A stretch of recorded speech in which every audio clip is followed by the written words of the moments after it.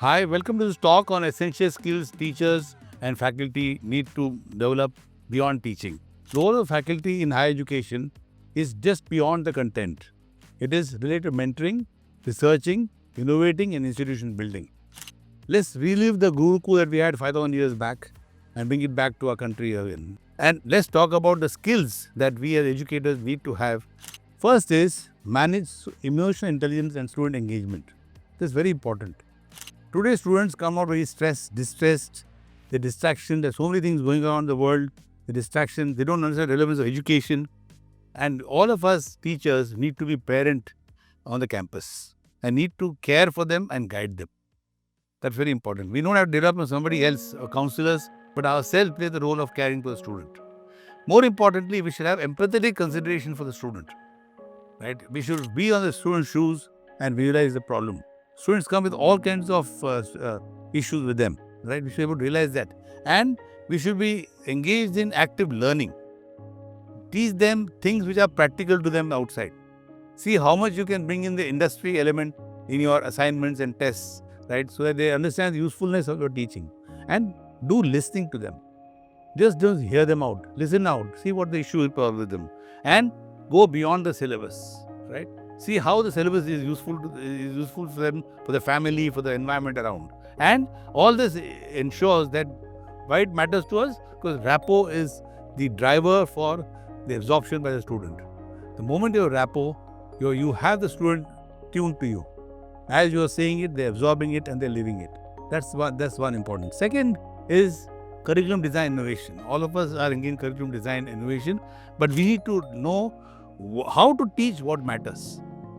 And important here is that we need to bring industry relevance even in the graduation, even in our BAF or BCom or BSc, whatever, even industry relevance. So ultimately, students go to industry for employment, and few of them come for research.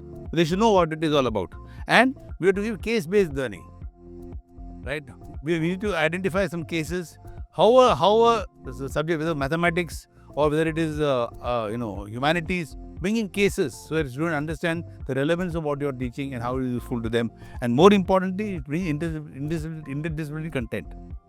I have taught finance and you have taught marketing. So when I teach finance, I bring in the subject of marketing and see how relevant it is for finance. So bring interdisciplinary content so people understand it very well.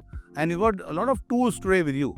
Canva, Miro, Moodle, Notion. There's so many tools available for you to make your change in the way you deliver curriculum. Right? Third is assessment and feedback skills. This is a very, very important part. Our country today, we're all born about how many scholars are there, but that's not useful for us. We should see our assessment, the test that we give, the assignment that we give, right? How is it taken by the student? How is it understood by the student? Right? The student should be knowing that the test is not how much he knows, but how much he does not know. So what should we focus on? Improving the how much does not know part of it. So it has to be continuous in nature. It cannot be one time, right? And more importantly, the whatever method of assessment you have should bring in the relevance of others in the particular course. There were 60 students. See how all of them have performed. So you go to relative grading, relative performance, right? So and the stress should be that they should not be burdened by appearing for tests, appearing for assignment, because the moment they are burdened, we'll forget whatever they have learned after test is over. This is something very important to be done. Next is research and academic writing. And all of us know the huge stress over the last 5-10 years in India, the education minister, by a prime minister, that we should develop a research culture, which one time were very strong at one time. So you should really engage in writing papers, participating in conferences, submitting in journals, and coming up with more and more research. And bring the research into your teaching. When you're teaching a subject on marketing or finance, right, bring in the aspect of what research you did, share it with the students, right, and see if you can use students to participate in your research. How to do that? That's also equally important. Then comes the aspect of active network. Networking is the key part to all of us.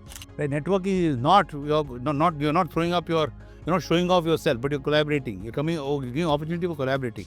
And here networking is with industry, right? With your faculty or other colleges. You get to know how they are teaching, what they are doing, what changes they are making. And More importantly, expose your student in this network. Take the student also to wherever you're going for conferences, meeting faculty, take the students along with you. This helps them to shape the future for themselves. So you need to look at active networking, not to build up your own image, but for creating more collaboration for your college. So by networking, you get to meet other faculty from the other streams, right, who can connect with your faculty friends and take the whole thing further ahead. Digital fluency, I think this is less said. We need to know all our tools that we're using here today. Post-pandemic, I'm sure all of us experienced pandemic. All of us got understood that digital is what kept the education alive. Digital is what changed the dimension of education completely. So we need to know what is Zoom, what is AI, what is ChatGPT, and the best part is use it into your syllabus. Now, how I say is that now suppose you are finding taking lectures physically and you not covered a couple of topics. You may want to call the students on digital, on Zoom or on Google and connect with them so they don't feel they are left out. Right? So you can use a hybrid mode. There are different ways that people are using it in the hybrid mode. And even you can, your students are working in industry or internship, right? And they miss some classes. You can connect the students on the virtual world and connect with them and see that they are come up to the level required, right? So digital fluency is very, very important. Next, very important is institution development. I think all of us, we want ready-made institute, ready-made college, but we have to play a role in building the college, building the institution. So your role is very, very important. You're not only known for teaching, you're taking part in administration, you're taking part in the cultural activity, you're taking part in organizing the visibility of the college outside, you're taking part in collaborating with universities and colleges, is all institution development. So your time is just not teaching, even while researching, right? Collaborating with other colleges and doing the joint research is the development of institution, right? So this institution development is extremely important part of that's what foundation. We expect to have ready-made institutes, but we need to also play a role to build up the institute, right? And this is what students see. This is what the graduate students will see, right? I, for one, can talk from experience that when we talk to students who graduated 5 to 6 years earlier, they say our college has changed. We didn't have all these things. That's development. That's what we need to inbuild, and this is our role more than anybody else's role. And then we all need to have within us leadership traits. We should lead certain activities in the college itself. We should take new initiatives, right? Plan the team around, and see that we work as teams and not as individuals. Because this leadership trait is not something only for the manager or for the director or the dean of the college or institution. It's for all of us, right? We need to lead some good practices. We see something happen on the campus. We want the campus to be better off. We discuss with the management and then start leading it in future ahead. So it's very, very important for us to see that these things are driven well, and I'm sure it's possible for each of us to do it. In summary, I would say, right, the question that we need to ask, it is not what are you teaching, but what are you building. So we as faculty, I am also a faculty. Yes, faculty, our task is not only to teach, but the major part is building.